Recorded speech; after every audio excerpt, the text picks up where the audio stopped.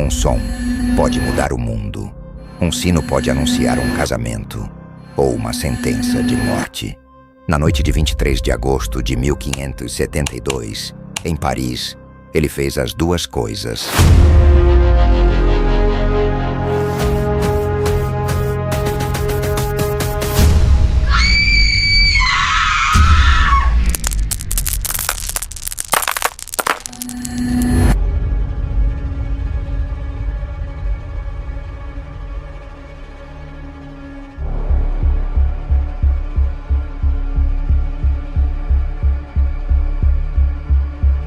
A história a chama de Rainha Serpente, a Viúva Negra, o monstro que desencadeou um genocídio no casamento da própria filha.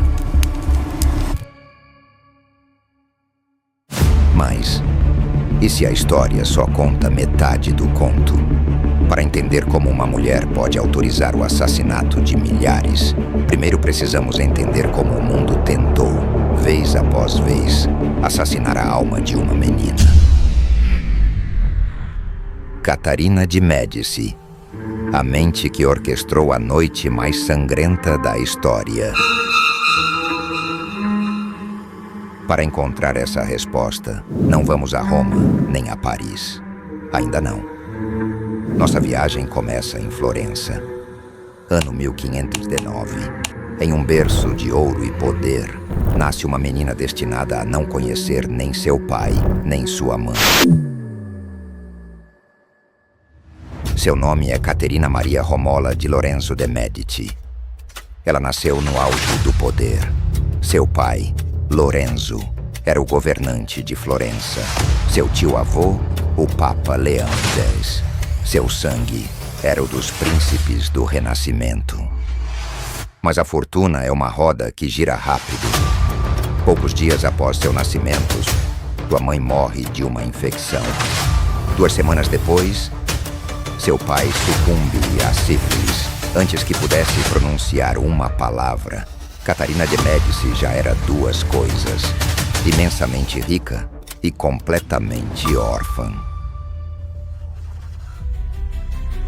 E no jogo do poder, um órfão rico não é uma pessoa, é uma peça, o peão mais valioso do tabuleiro. E a infância de Catarina não seria um lar. Seria um campo de treinamento para a lição mais dura de todas: a sobrevivência. Para a maioria das crianças da nobreza, a vida é um caminho pavimentado de ouro. Para Catarina, foi uma série de gaiolas douradas. Ela passou seus primeiros anos sendo transferida entre os palácios de seus parentes, cada um mais opulento que o anterior. Ela era uma princesa, mas também uma possessão. Era tratada com o cuidado que se dá a um vaso inestimável, admirável, intocável e completamente sozinho. Aprendeu a não chorar. Aprendeu a não pedir. Aprendeu a observar. E então, em 1527, a roda da fortuna voltou a girar. O Sacro Imperador Romano, Carlos V, atacou a Itália. Roma foi saqueada. E o Papa Clemente VII, outro Médici, o tio de Catarina, foi humilhado e derrotado. Em Florença, os inimigos de sua família viram sua oportunidade. Fora com os Medici! Viva a República! A República! Aos 8 anos, o peão dourado foi capturado. Catarina de Médici tornou-se refém da nova República de Florença. Seu valor já não residia em sua linhagem, mas sim em sua capacidade de morrer.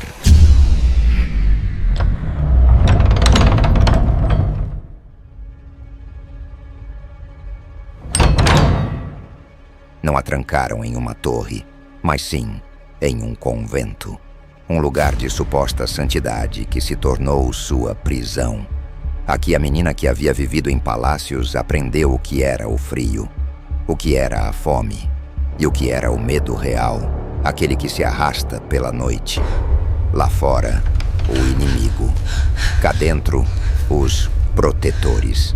Mas à medida que o cerco se prolongava e a cidade morria de fome, o humor dentro das muralhas tornava-se mais sombrio. A pequena refém tornou-se o foco de sua raiva. Em uma sala de reuniões improvisada, a luz das velas projetava sombras monstruosas nas paredes, criando uma atmosfera lúgubre e tensa. Em seu interior, um grupo de líderes republicanos discutia acaloradamente. O primeiro líder republicano, com o rosto crispado de raiva, bateu na mesa com força. "O exército papal está nos portões", exclamou, sua voz ressoando na pequena sala. "E tudo por causa dela, por essa cria dos Médici."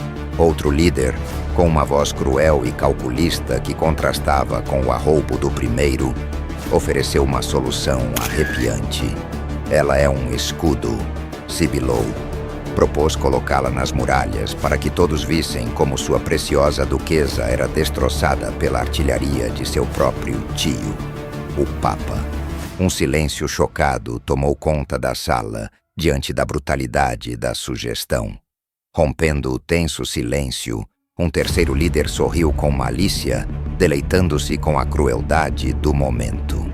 "Tenho uma ideia melhor", disse, seu tom carregado de sadismo.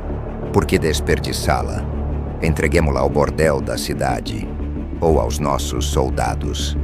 Ele fez uma pausa, permitindo que o peso de suas palavras se assentasse. Quebrar sua honra seria uma ferida mais profunda para os Médici do que sua morte. Aos 9 anos, Catarina de Médici não apenas entendeu que podia morrer. Entendeu que sua destruição podia ser uma arma, um espetáculo. Compreendeu a anatomia do poder. Que o controle sobre o corpo de uma pessoa, seu medo, sua humilhação, era uma ferramenta mais potente que qualquer espada. Naquela cela, naquele convento, algo se quebrou. Mas algo muito mais perigoso começou a ser construído em seu lugar. O mundo lhe havia mostrado os dentes, e Catarina de Médici tomou uma decisão silenciosa. Aprenderia a morder mais forte. O cerco de Florença terminou. Os Médici, com a ajuda do exército imperial, retomaram a cidade. Catarina foi libertada de sua jaula de pedra, mas apenas para ser entregue a outra. Seu tio, o Papa Clemente VII, não perdeu tempo.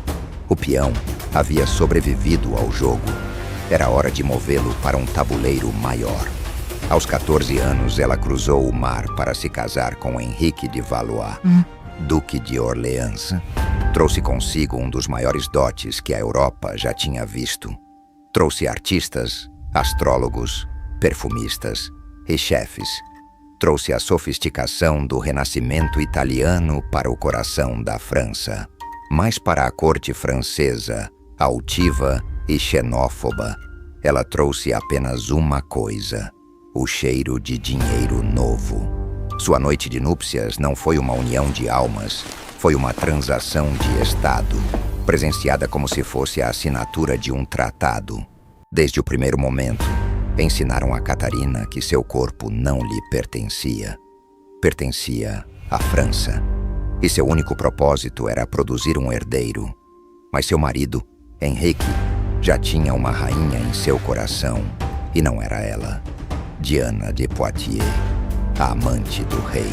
Sua verdadeira esposa em tudo, exceto no nome. Durante os 10 anos seguintes, Catarina viveu à sombra dessa mulher. Foi a rainha invisível, ignorada pelo marido, ridicularizada pela corte e, pior de tudo, estéril. Ela reza fervorosamente em uma capela fria e vazia. Bebe poções e elixires repugnantes oferecidos pelos médicos da corte. Ouve os sussurros dos cortesãos às suas costas. A italiana estéril. O rei deveria repudiá-la. Mergulha nos livros. Lê sobre história, sobre política, sobre venenos e seus antídotos, sob o pretexto do estudo acadêmico. Sua mente se torna seu arsenal. Cada dia era uma batalha pela sobrevivência. Sabia que, sem um filho, sua posição era insustentável. Seria devolvida à Itália em desgraça, sua vida arruinada. Desesperada, buscou respostas não na ciência, nem na religião, mas nas sombras. Uma noite de tempestade. Em uma torre isolada do castelo, Catarina se reúne com uma figura encapuzada. É Nostradamus. A sala está cheia de mapas astrais e instrumentos estranhos. O sangue da loba italiana é forte, mas o ventre está fechado por uma influência gélida. Vejo imagens, majestade. Vejo leões jovens e uma coroa partida. Vejo um ninho cheio e depois vazio. Terá filhos? Oh, sim. E cada um deles levará uma coroa e uma maldição. Fosse uma profecia ou uma astuta leitura psicológica, isso deu a Catarina o que ela precisava: esperança. E com ela, uma nova determinação. Deixou de tentar ganhar o amor do marido. Em vez disso, propôs-se a dar-lhe a única coisa que Diana de Poitiers não podia: um herdeiro legítimo ao trono da França. E assim, depois de uma década de humilhação, a rainha invisível finalmente conquistou seu lugar no mundo. Havia assegurado sua posição, mas o preço foi alto. Os anos na sombra não a amarguraram, eles a afiaram. Havia aprendido que o poder não é concedido, é tomado, que a lealdade é uma mercadoria e que a paciência é a arma mais letal de todas. Ainda não era uma jogadora no grande jogo, mas havia aprendido todas as regras e estava apenas esperando sua vez de jogar. Essa oportunidade chegou da forma mais brutal e inesperada. No verão de 1559, durante um torneio para celebrar a paz, seu marido, o rei Henrique II, decidiu participar de uma última justa. A lasca de madeira atravessou seu olho e se alojou em seu cérebro. Os melhores médicos da Europa foram convocados, mas não puderam fazer nada. Durante 10 dias, o rei agonizou em uma tortura indescritível. E durante 10 dias, Catarina sentou-se ao lado de sua cama, recusando-se a sair. Quando Henrique II finalmente morreu, Catarina de Médici fez 3 coisas. Primeiro, tomou o emblema de seu marido, uma lança partida, e o adotou como seu, com o lema: "Daqui vem minhas lágrimas e minha dor", um lembrete perpétuo de seu poder nascido da tragédia. Segundo, expulsou Diana de Poitiers da corte, despojando-a de seus castelos e joias. E terceiro, vestiu-se de preto da cabeça aos pés. Agora ela era a rainha-mãe. E com uma França dividida pelo ódio religioso entre católicos e protestantes huguenotes, e com filhos jovens e doentes demais para governar, Catarina se viu no centro da tempestade. O tabuleiro de xadrez era seu, e as peças, encharcadas de fanatismo, estavam prontas para se matar. Seu jogo não era mais pela sobrevivência pessoal, era pela sobrevivência da França e de sua dinastia. E ela estava disposta a pagar qualquer preço para vencer. O poder que Catarina havia conquistado era precário. Assentava-se sobre uma fratura que dividia a França em duas. De um lado, a facção católica ultra-religiosa, liderada pela poderosa e arrogante família Guise. Do outro, os protestantes, os huguenotes, liderados por nobres como o príncipe de Condé e o astuto almirante Coligny. Ambas as facções a viam, a italiana, com suspeita. Ambas cobiçavam o trono de seu filho doentio. Catarina sabia que se uma facção destruísse a outra, a vencedora seria forte o suficiente para se livrar dela e de seus filhos. Sua estratégia, portanto, não seria a da força, mas a do equilíbrio do terror. Ela se tornaria a equilibrista da política francesa, caminhando numa corda bamba com um abismo de guerra civil de cada lado. Seu método: colocar sutilmente seus inimigos uns contra os outros. A primeira prova veio logo. Os huguenotes, sentindo a opressão dos Guise, conspiraram para sequestrar o jovem rei Francisco II e libertá-lo de sua influência. O complô, conhecido como a Conspiração de Amboise, foi descoberto. A resposta dos Guise foi de uma brutalidade selvagem. Catarina permitiu o massacre. Compreendeu que cada nobre huguenote executado pelos Guise não apenas eliminava um inimigo protestante, mas também manchava a reputação de seus carcereiros católicos, fazendo-os parecer tiranos aos olhos dos moderados. Ela jogava uma partida a longo prazo, sacrificando peões para enfraquecer as rainhas e os reis do tabuleiro. Mas o destino lhe reservava outra reviravolta. Menos de um ano depois, seu primeiro filho, o rei Francisco II, morreu de uma infecção no ouvido. A tragédia foi para ela uma oportunidade de ouro. Agora, ela era a regente indiscutível da França, governando em nome de seu segundo filho, Carlos IX, um menino de apenas 10 anos. Com os Guise temporariamente enfraquecidos, Catarina fez um movimento audacioso que surpreendeu a todos. Aproximou-se dos huguenotes, promoveu éditos de tolerância, concedendo aos protestantes uma liberdade de culto limitada. Não o fez por um ideal de convivência, mas por pura estratégia. Um protestantismo forte mantinha a ambição católica sob controle. Seu gênio para a manipulação se manifestou de duas formas espetaculares. Primeiro, a diplomacia. E segundo, e talvez mais importante, o espetáculo. Catarina entendeu a psicologia da distração. Para evitar que os nobres conspirassem, ela os manteve ocupados, entretidos e à beira da falência. Durante quase uma década, o precário equilíbrio de Catarina funcionou. Ela caminhou na corda bamba, usando a arte, a diplomacia, o medo e a sedução para manter uma paz frágil.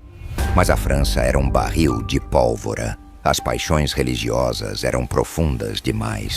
Cada concessão a um lado era uma ofensa mortal para o outro. A equilibrista podia manter o equilíbrio, mas não podia evitar que a própria corda se esgarçasse.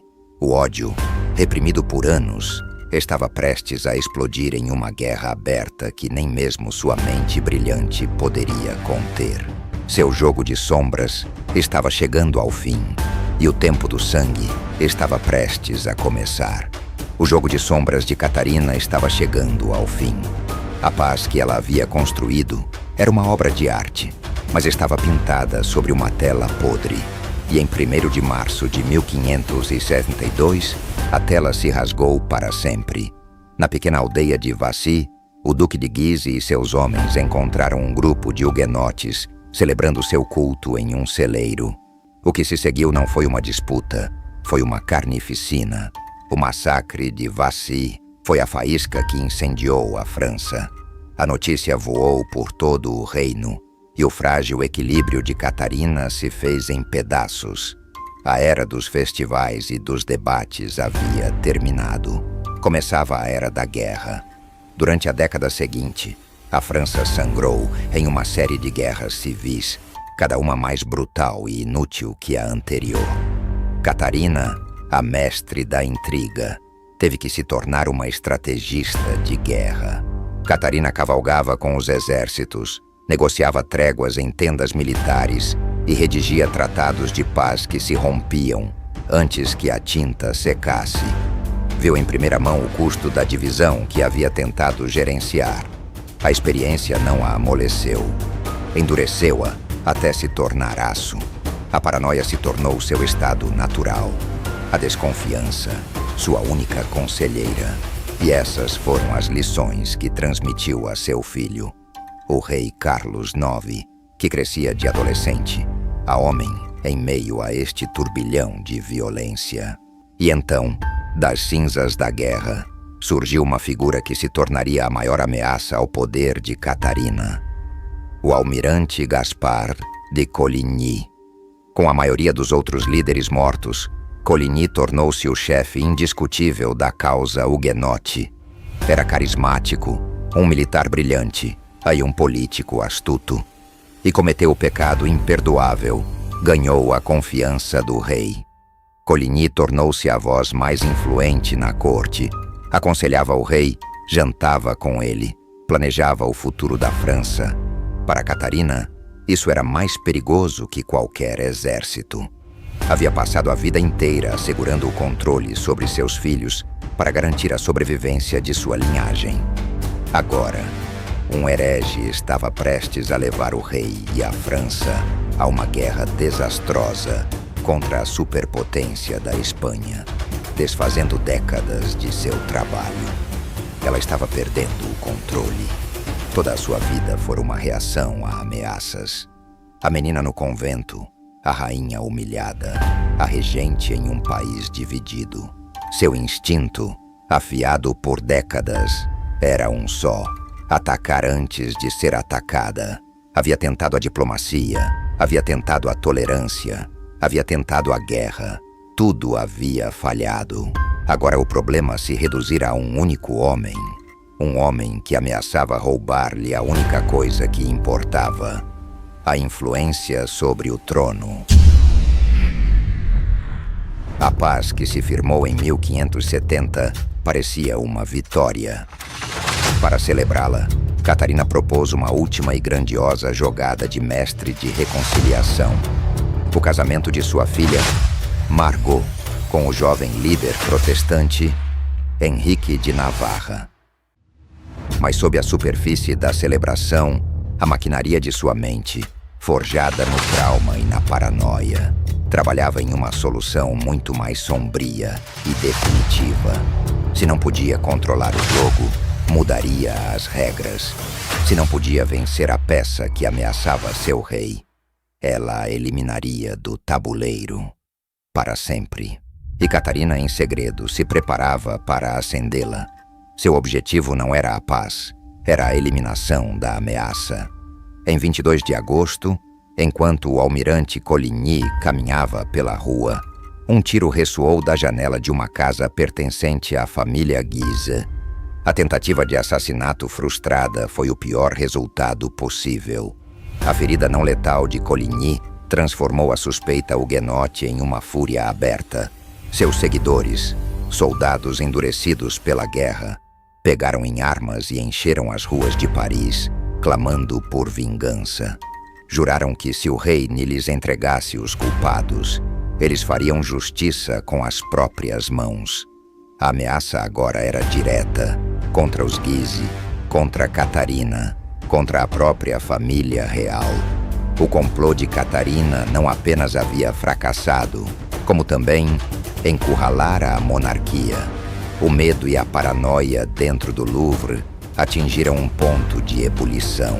Foi nessa atmosfera de terror, em uma reunião secreta durante a noite de 23 de agosto, que a decisão final foi tomada. "Matem-nos!", gritou finalmente o rei, em um ataque de pânico e loucura. "Matem todos para que não reste nenhum que possa me recriminar depois." Essas foram as palavras que Catarina estava esperando. A autorização estava dada. A máquina da morte foi posta em movimento. O inferno se instalou. A primeira fase foi uma operação militar precisa. Os homens do Duque de Guise invadiram a residência de Coligny, o apunhalaram até a morte e jogaram seu corpo pela janela para a rua. Equipes de assassinos se espalharam pela cidade com listas dos líderes huguenotes, eliminando-os em suas camas. De uma janela do Louvre, Catarina observava como sua solução se transformava em uma orgia de sangue que duraria 3 dias em Paris e se estenderia por toda a França nas semanas seguintes. Ela havia vencido, havia eliminado seus inimigos, havia salvo sua família e assegurado a coroa. O preço foi a morte de milhares e um novo nome na história para sua noite de núpcias: o massacre da noite de São Bartolomeu. A notícia chocou a Europa. A Inglaterra protestante e os príncipes alemães reagiram com horror.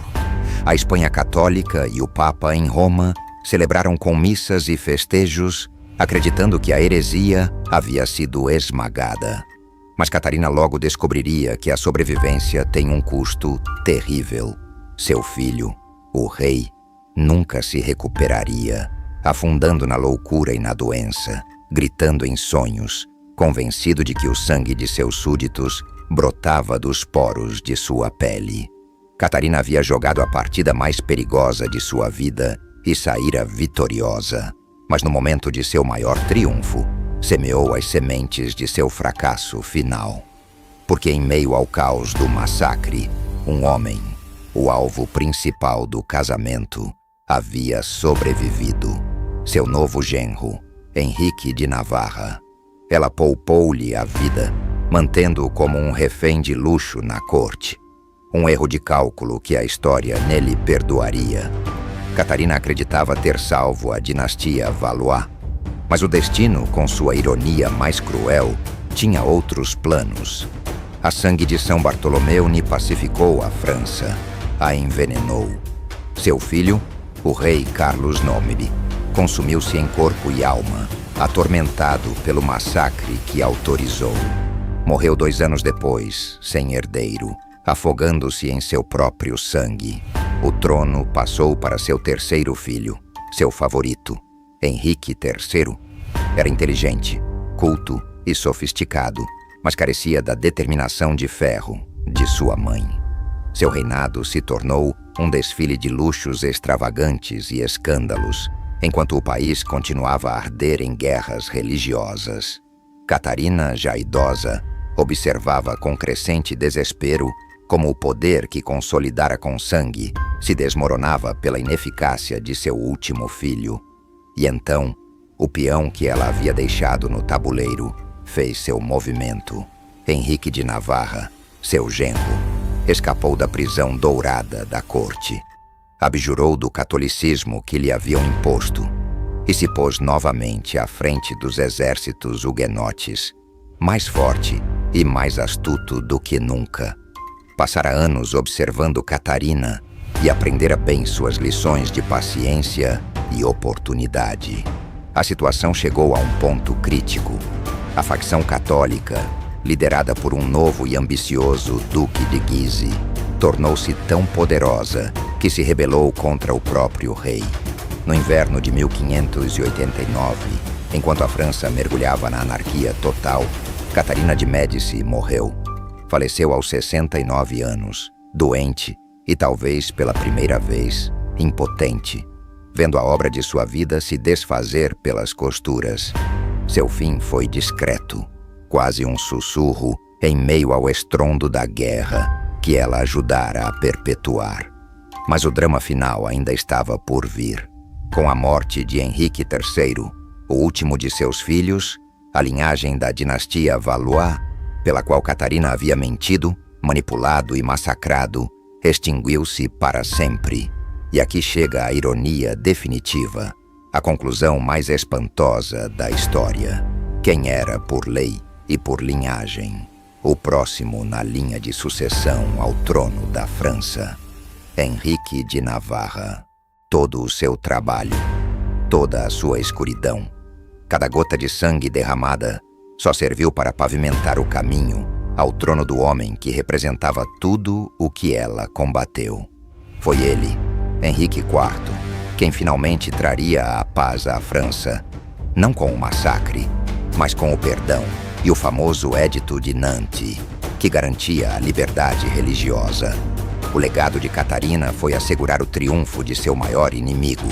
A história de Catarina de Médici é a de uma sobrevivente que se tornou um monstro e a de uma estrategista que se tornou a arquiteta de seu próprio fracasso.